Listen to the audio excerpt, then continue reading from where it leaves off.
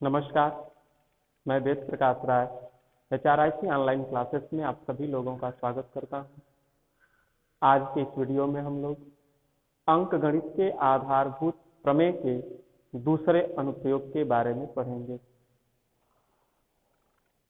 दूसरा अनुप्रयोग है संख्याओं की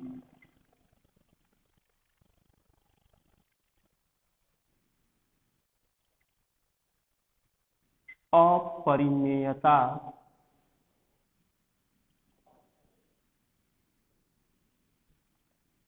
सिद्ध करने में।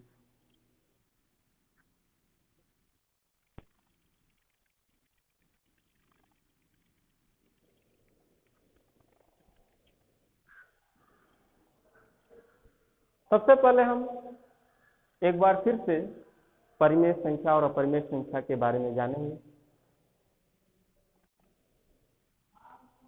परिमेय संख्या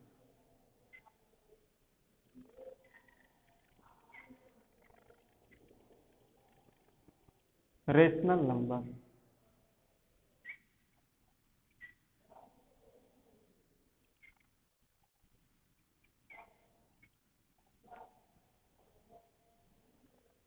यदि P और Q दो पूर्णांक हों, यदि P और Q दो पूर्णांक हों तथा Q is not equal to 0 तथा Q का मान 0 न हो, तब P/Q के रूप की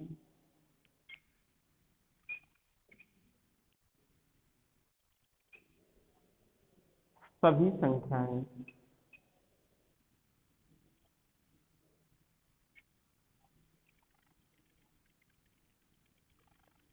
परिमेय संख्याएं कहलाती है। P/Q के रूप की सभी संख्याएं परिमेय संख्याएं कहलाती। यदि P और Q दो पूर्णांक हों तथा Q is not equal to 0 अर्थात Q 0 न हो, तब P/Q के रूप की जितनी भी संख्याएं होंगी वे सभी संख्याएं परिमेय संख्याएं कहलाती हैं।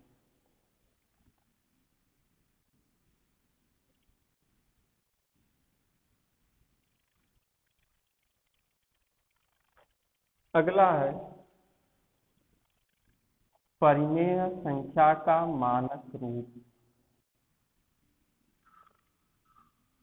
परिमेय संख्या का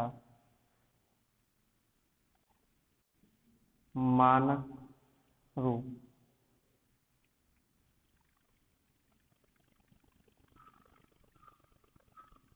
प्रत्येक परिमेय संख्या मानक रूप भी कह सकते हैं, इसका सरलतम रूप भी कह सकते हैं या निम्नतम रूप भी कहा जाता है।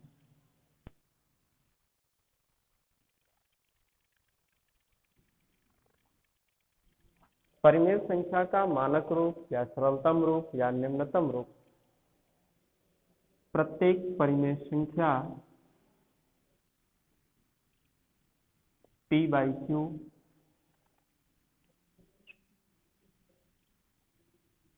अपने मानक रूप में होगी,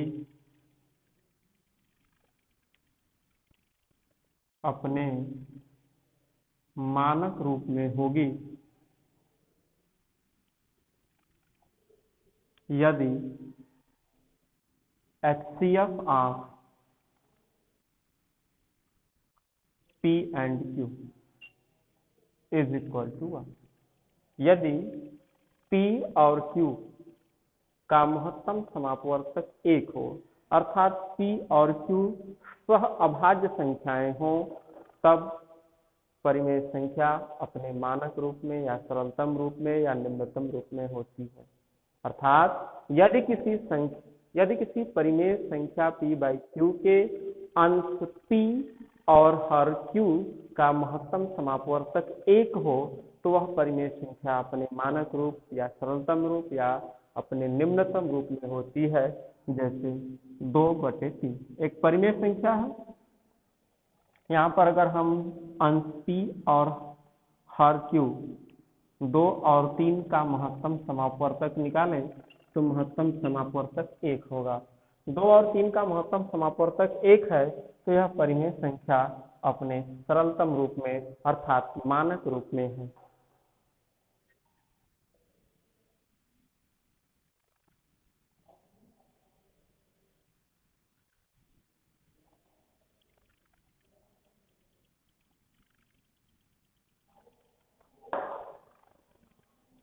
अगला है परिमेय संख्या का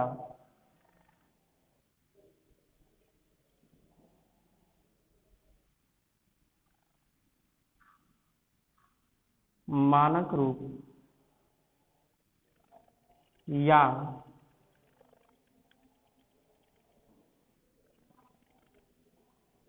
सरलतम रूप ज्ञात करना। किसी भी परिमेय संख्या का सरलतम रूप ज्ञात करने के लिए हम p और q का HCF अर्थात महत्तम समापवर्तक ज्ञात करते हैं और उस महत्तम समापवर्तक से अंश p और हर q दोनों में भाग देते हैं। भाग देने के पश्चात जो नई परिमेय संख्या प्राप्त होती है वह अपने सरलतम रूप में होती है।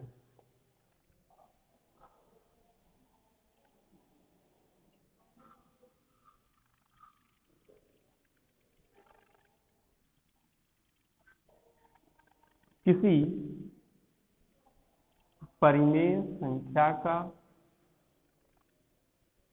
संख्या मान रहे हैं कि p बाई q है का सरलतम रूप के लिए हम क्या करते हैं, अंश p और हर q दोनों में हम p और q के महत्तम समापवर्तक से भाग देते हैं। मान ले रहे हैं कि p में महत्तम समापवर्तक से भाग देने पर a प्राप्त होता है और q में महत्तम समापवर्तक से भाग देने पर b प्राप्त होता है। तो यह जो नई परिमेय संख्या प्राप्त होती है यह सरलतम रूप में या मानक रूप में होती है। सरलतम रूप या मानक रूप में होती है। एक बार फिर से समझ लेंगे कि किसी भी परिमेय संख्या p बाई q का सरलतम रूप ज्ञात करने के लिए हम क्या करते हैं, p और q का महत्तम समापवर्तक ज्ञात कर लेते हैं और इस महत्तम समापवर्तक से अंश p और हर q दोनों में हम भाग देते हैं। भाग देने के पश्चात जो नई परिमेय संख्या प्राप्त होती है वह परिमेय संख्या अपने सरलतम रूप में होती है।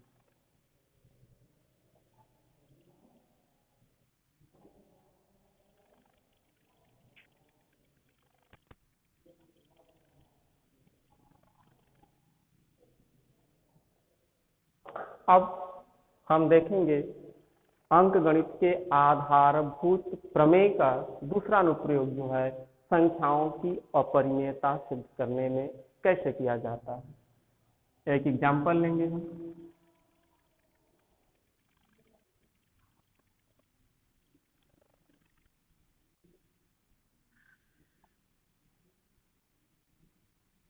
सिद्ध कीजिए कि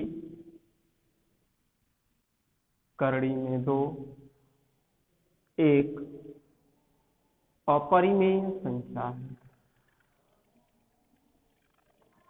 एक अपरिमेय संख्या है। हमें सिद्ध करना है कि ये जो करड़ी में 2 एक संख्या है यह एक अपरिमेय संख्या है। तो हम पहला काम क्या करेंगे, हम इस कथन के ठीक विपरीत कल्पना करेंगे। हम मान लेंगे कि करड़ी में 2 एक परिमेय संख्या है। माना करड़ी में 2 एक परिमेय संख्या है। हमने मान लिया कि करड़ी में 2 एक परिमेय संख्या है। तब परिमेय संख्या की परिभाषा के अनुसार, परिमेय संख्या की परिभाषा है कि यदि p और q मतलब ऐसी संख्याएं जिन्हें p बाई क्यू के रूप में लिखा जा सके, ऐसी संख्याएं जिन्हें p बाई क्यू के रूप में लिखा जा सके, जहां p और q दो पूर्णांक हो और q is not equal to 0 अर्थात q का मान शून्य न हो, तो हम परिमेय संख्या कहते हैं। और यहाँ पर हमने कल्पना कर लिया कि करणी में 2 एक परिमेय संख्या है। तो जब यह एक परिमेय संख्या है तो इसे हम p बाई क्यू के रूप में लिख सकते हैं। तब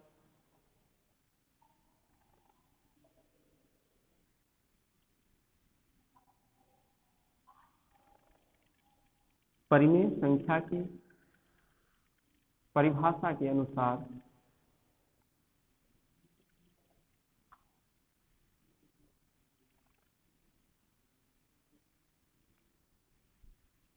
इस संख्या को हम p बाई क्यू के रूप में लिख सकते हैं, जहां p और q सह अभाज्य संख्याएं हैं, जहां p और q सह अभाज्य संख्याएं हैं और q is not equal to 0। जहां पर p और q सह अभाज्य संख्याएं हैं और q is not equal to 0। सह अभाज्य संख्याओं का मतलब है कि p और q का महत्तम समापवर्तक 1 है, या इस प्रकार भी हम कह सकते हैं कि p और q का उभयनिष्ठ गुणनखंड 1 है, अर्थात p और q 1 के अतिरिक्त अन्य किसी संख्या से विभाजित नहीं हो सकते हैं। यदि ऐसी कोई संख्या हो जो p और q को दोनों को पूर्णतः विभाजित करे, तो पहला काम हम क्या करेंगे कि उस उभयनिष्ठ गुणनखंड से p और q को काट कर सरलतम रूप में लिख लेंगे। यहाँ पर हमने पहले से ही मान लिया है कि p और q सह अभाज्य संख्याएं हैं, अर्थात 1 के अतिरिक्त इन दोनों संख्याओं और p और q का कोई अन्य उभयनिष्ठ गुणनखंड नहीं है। करणी में 2 हमने मान लिया कि यह परिमेय संख्या है और परिमेय संख्या तो इसे हम p बाई क्यू के रूप में लिख सकते हैं। और हमने मान लिया है कि यह जो परिमेय संख्या है अपने सरलतम रूप में है, और कोई भी परिमेय संख्या अपने सरलतम रूप में कब होती है, जब p और q दोनों सह अभाज्य संख्याएं हों, अर्थात दोनों का महत्तम समापवर्तक 1 हो या दोनों का उभयनिष्ठ गुणनखंड 1 हो, 1 के अतिरिक्त अन्य कोई संख्या उभयनिष्ठ गुणनखंड के रूप में न हो। समीकरण 1 है। अब हम क्या करेंगे कि समीकरण 1 के दोनों पक्षों का गुणनखंड दोनों पक्षों का वर्ग करेंगे।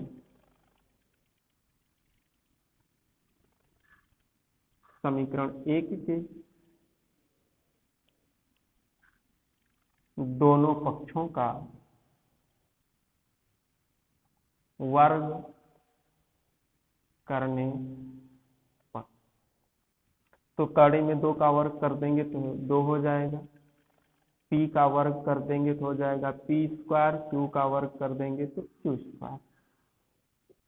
तिर्य गुणा कर लें तो हो जाएगा 2q स्क्वायर बराबर p स्क्वायर। इम्प्लाइज रहती है, प्रदर्शित करता है।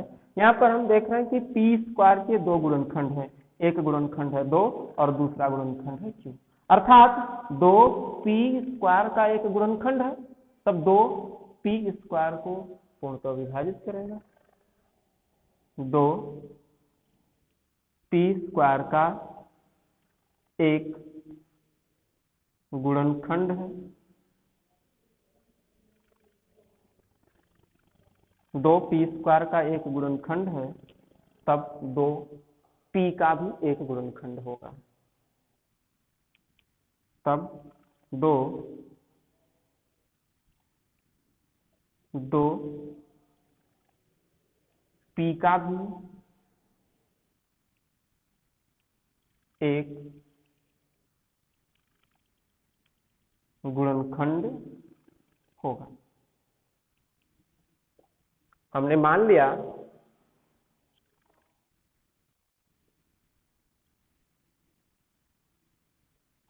यहाँ पर 2p का एक गुणनखंड है, तो अगर हम p का एक गुणनखंड 2 है तो दूसरा गुणनखंड मान ले रहे हैं यह 2p का एक गुणनखंड है, तो p का अगर गुणनखंड किया जाए तो जो गुणनखंड होंगे उसमें एक गुणनखंड 2 होगा। p का मान हम समीकरण नंबर 2 में रखने पर p का मान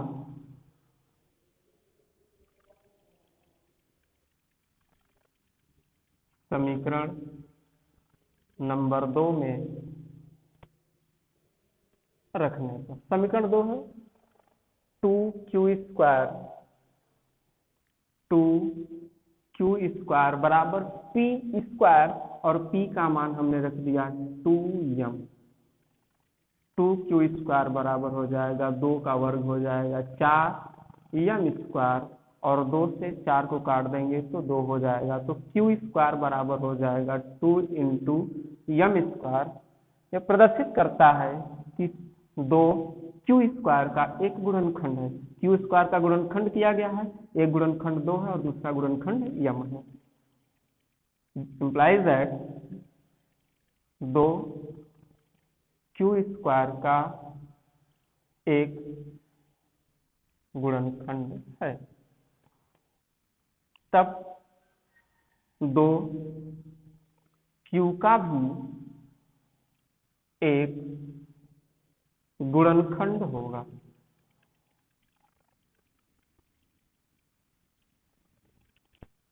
दो q का भी एक गुणनखंड होगा, क्योंकि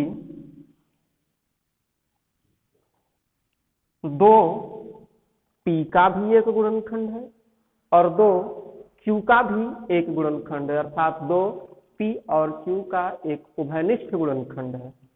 चूंकि 2 p और q का एक के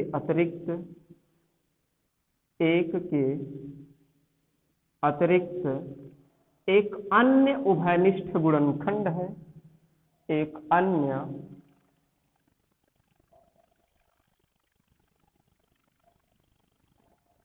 उभयनिष्ठ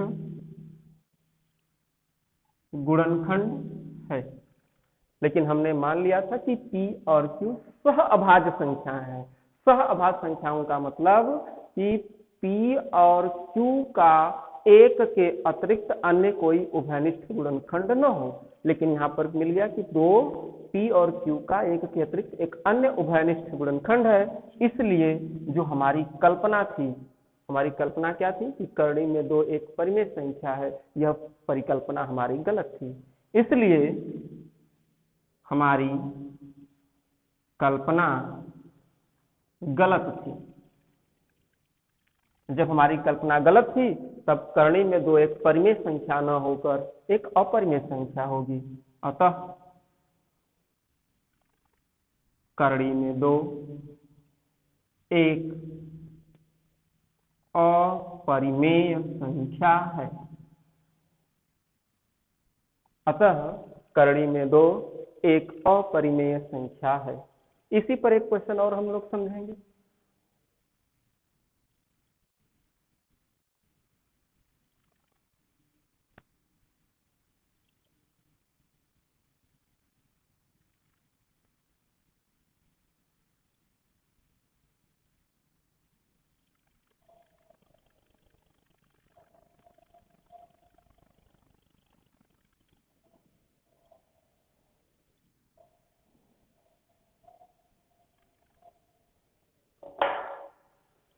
सिद्ध कीजिए कि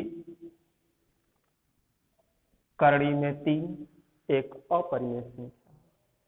तो इस दिए हुए कथन के विपरीत हम लोग कल्पना कर लेंगे, हम लोग मान लेंगे कि करणी में 3 एक परिमेय संख्या है। हमने मान लिया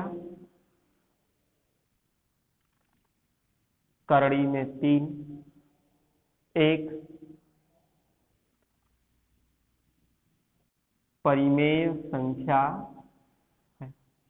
तब परिमेय संख्या की परिभाषा के अनुसार परिमेय संख्या किसे कहते हैं? ऐसी संख्या जिन्हें p/q के रूप में लिखा जा सके। और जब करणी में 3 को हमने मान लिया है कि यह एक परिमेय संख्या है, तब इसे p/q के रूप में लिखा जा सकता है। इसलिए परिमेय संख्या की परिभाषा के अनुसार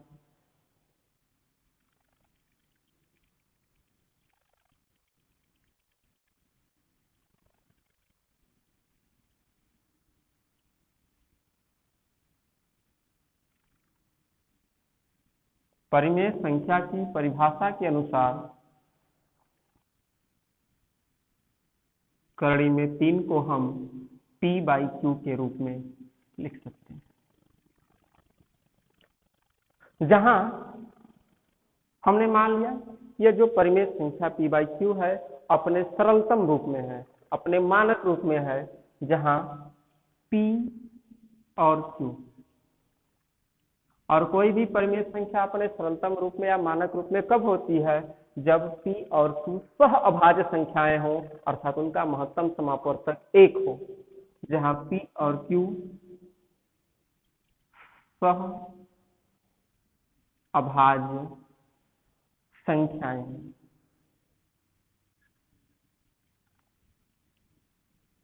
और q is not equal to 0। p और q सहभाज्य संख्याएं हैं, इसका मतलब है कि p और q का 1 के अतिरिक्त अन्य कोई उभयनिष्ठ गुणनखंड नहीं है। हम क्या करेंगे, समीकरण 1 के दोनों पक्षों का वर्ग करने पर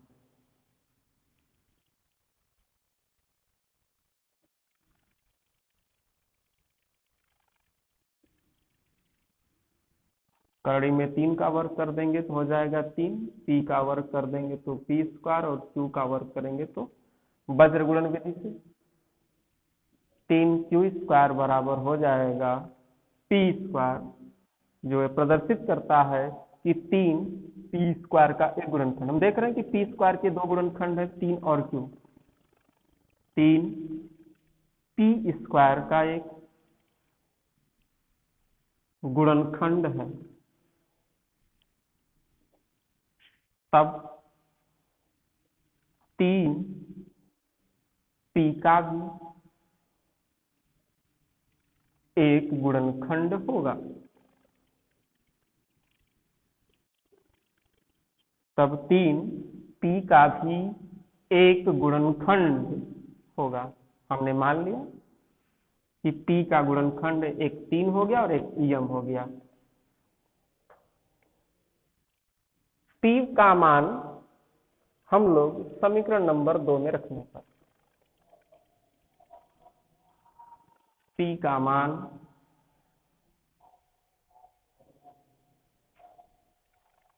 समीकरण 2 में रखने पर समीकरण नंबर 2 था 3 इंटू q² बराबर p² और p का मान 3m है, 3m। सॉल्व करेंगे तो 3 का वर्ग हो जाएगा 9 इंटू m² और 3 से 9 को काट देंगे तो 3m² हो जाएगा। तो q² बराबर हो गया 3 इंटू m², जो यह प्रदर्शित करता है कि 3 q² का एक गुणनखंड है, 3 q² का एक गुणनखंड है। इसलिए 3 q का भी एक उभयनिष्ठ 3 q का भी एक गुणनखंड होगा।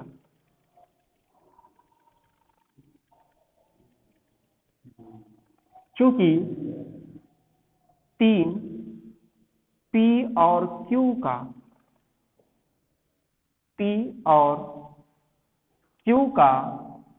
एक के अतिरिक्त एक अन्य उभयनिष्ठ गुणनखंड है, एक अन्य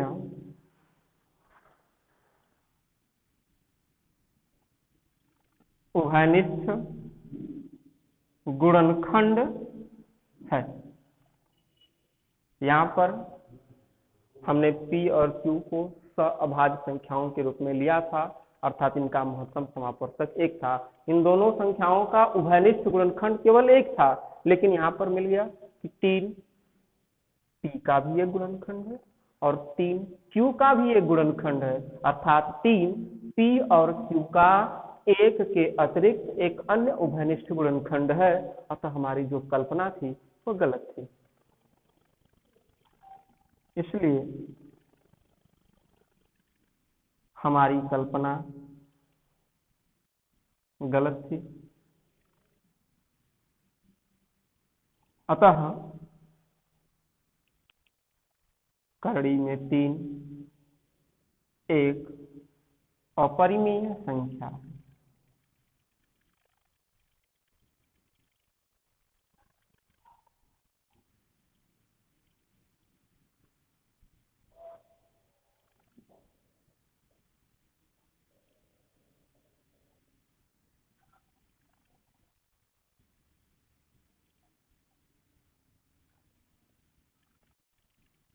एक क्वेश्चन हम लोग और देखेंगे।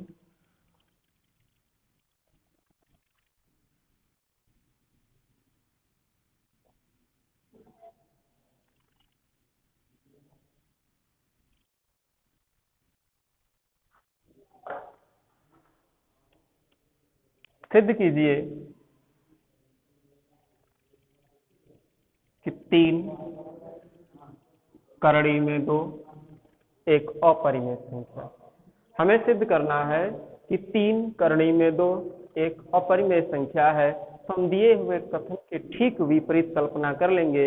हम लोग मान लेंगे कि 3 करड़ी में 2 एक परिमेय संख्या है।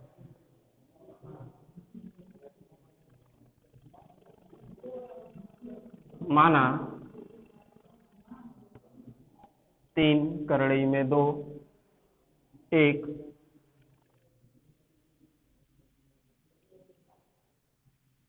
परिमेय संख्या है, और जब हम 3 करड़ी में 2 को एक परिमेय संख्या मान लेंगे तो परिमेय संख्या की परिभाषा के अनुसार इसे हम p/q के रूप में लिख सकते हैं। तब 3 करड़ी में 2 बराबर p/q, जहां p और q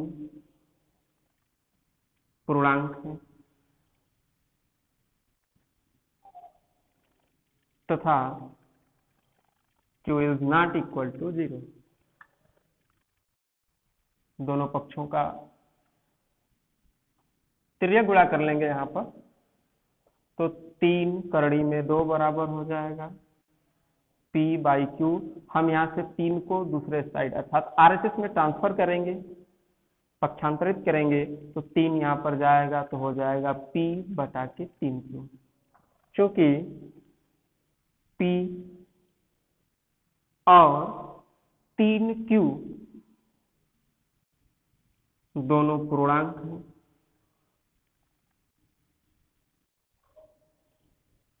p और 3q दोनों पूर्णांक है तथा q का मान 0 है नहीं, और 3 का गुणा जब वो किसी भी अशून्य संख्या में हम करेंगे तो जो गुणनफल अशून्य ही होगा, अर्थात जो 3q है वह शून्य नहीं है, एक अशून्य संख्या है। क्योंकि p और 3q दोनों पूर्णांक हैं, इसलिए p/3q एक परिमेय संख्या है। इसलिए p/3q एक परिमेय संख्या है, और p/3q जो है करड़ी में 2 का ही करड़ी में 2 के बराबर है, तो करड़ी में 2 भी एक परिमेय संख्या होगी। तब करड़ी में 2 भी एक परिमेय संख्या होगी। परंतु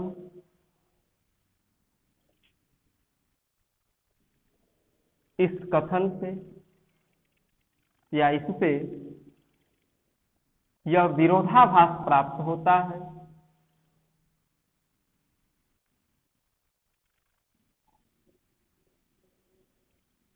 कि करड़ी में 2 एक अपरिमेय संख्या। पिछले एग्जाम्पल में हम लोग देख चुके थे कि करड़ी में 2 एक अपरिमेय संख्या है, और यहाँ पर क्या निकल आया कि करड़ी में 2 एक परिमेय संख्या है, अर्थात करड़ी में 2 एक अपरिमेय संख्या है। इस कथन का विरोधाभास प्राप्त होता है।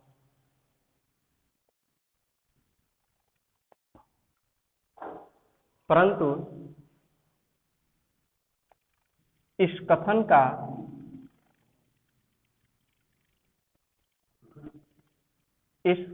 का विरोधाभास प्राप्त होता है।